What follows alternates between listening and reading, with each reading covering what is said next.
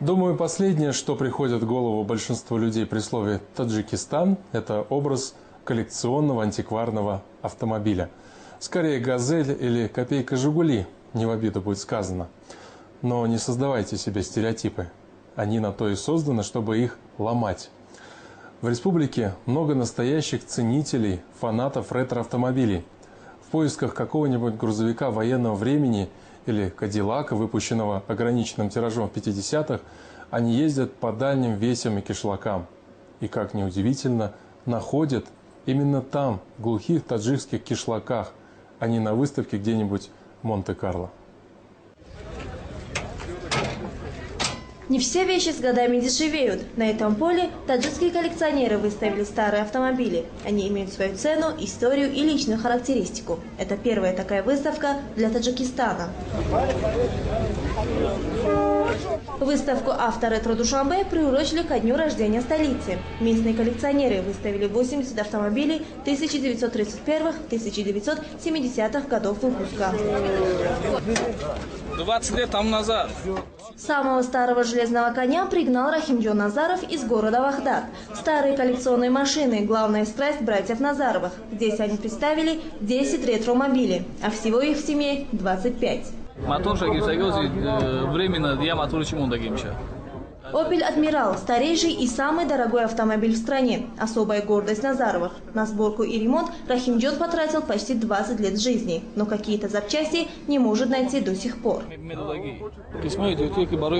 Для «Опель Адмирал» найти запчасти очень сложно. Какие-то мы приобретали за рубежом, некоторые переделывали сами. Сборка таких автомобилей – очень тяжелая работа, требующая терпения. Сейчас осталось немного доделать. Как все закончим, тогда подарим городу. Абдушукур Одинаев никому не собирается дарить свой боевой автомобиль, не думает и о продаже, хотя ему постоянно предлагают хорошую цену. Это бронированный автомобиль. На нем в советское время ездили только первые лица республики. Советский лимузин – так называет свой автомобиль Абдушукур. Когда он его покупал, у него не было ни мотора, ни карбюратора, ни кардана. Коллекционер собирал каждую гаечку по всему бывшему Союзу и сделал все собственными руками. Лимузин по всем меркам раритетный. Эту марку выпустили в 30-х годах в количестве всего 12 штук.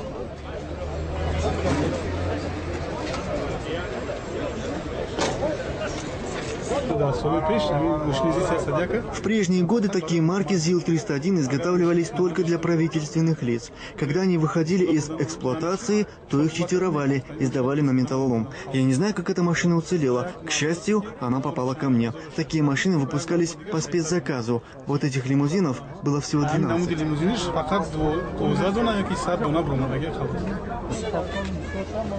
Выставка коллекционных автомобилей стала неожиданным подарком для неизбалованных душанбинцев. Видя такой интерес, власти города предложили клубу ретроавтомобилистов помещение для их драгоценных антикварных экземпляров.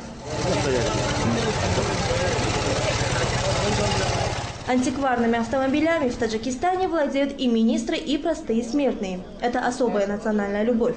Попавшие на выставку, иностранные экспаты не скрывали удивления, что в такой небогатой стране есть такие авто и такое сообщество коллекционеров-фанатиков.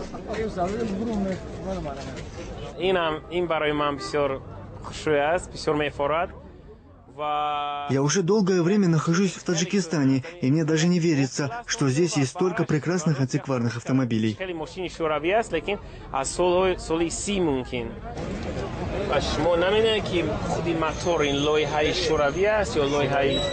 Англичанин Дэвид Харпер в Душанбе впервые увидел модель старой европейской машины. Это знаменитый «Опель», который делали на заказ для первых лиц государств.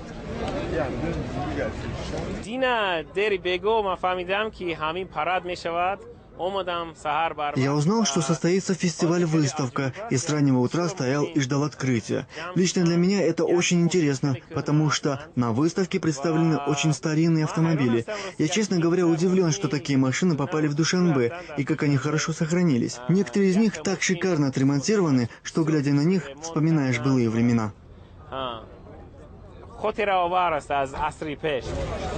Владельцев коллекционных авто мало интересует их функциональное предназначение. В данном случае машина как раз роскошь. Для них важнее возраст и история. Автомобиль Рустамбека Рауфова привлек всеобщее внимание именно своей историей. Вездеход ГАЗ-67Б – военная машина. В годы Великой Отечественной войны на ней ездили генералы армии и в силу технических характеристик разведчики. Такой больше ни у кого нет, говорит хозяин.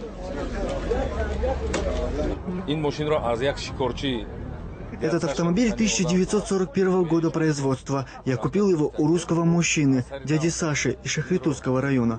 Машина была в ветхом состоянии. Я покрасил ее в заводской цвет, а запчасти купил за границей. На ремонт ушло 3 года. Над ним 1 год и 6 месяцев работали 3 мастера, а потом еще 3 мастера около 1 года и 8 месяцев.